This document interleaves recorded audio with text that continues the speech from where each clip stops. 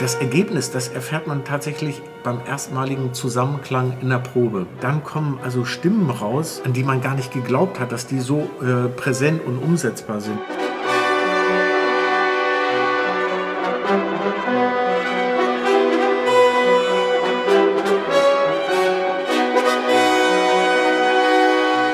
Also die Idee kam eigentlich von meiner Frau, mehr oder weniger. Die hat gesagt, ihr macht alles, also überall spielt ihr was rum. Warum macht ihr nie was von Wagner? Das bietet sich doch an. Von der Originalmusik her schon. War Kürnrütt und dann hast du dein erstes Stück mal gemacht und es hat so gut funktioniert, dass ich gedacht habe, sollte man weitermachen, was du ja dann gemacht hast.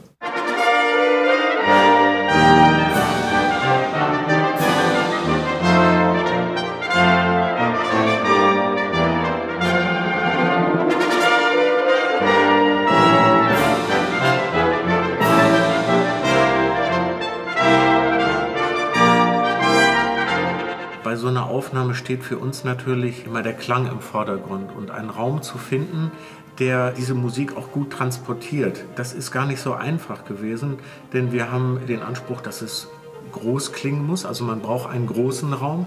Er darf auf der einen Seite nicht zu überakustisch sein, damit man auch virtuose Passagen gut rüberbringt, darf aber auch nicht zu trocken sein, damit dieses Volumen, was gerade diese pathetische Musik eben doch hat, dass das eben auch transportiert werden kann.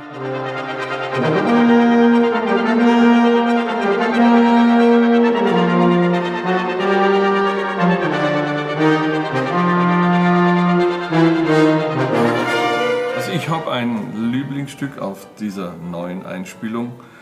Für mich ist es das Treibhaus.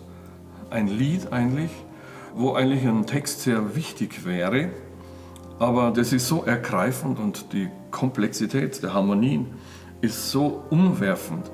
Also die ist im Original fast gar nicht so zu hören. Das geht im Klavier unter und da ist eine Singstimme drüber.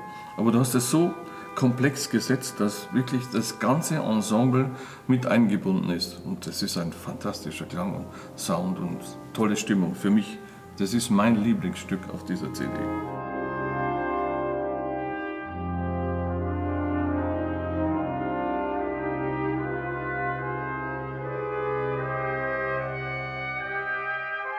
Das war 1974 war die erste Aufnahme, glaube ich.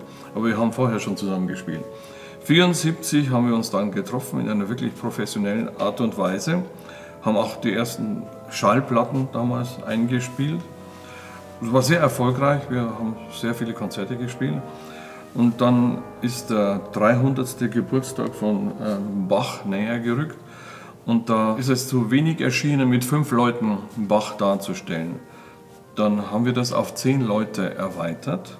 Und das war eigentlich die Gründungsinitialzündung für German Brass, so wie wir das jetzt kennen.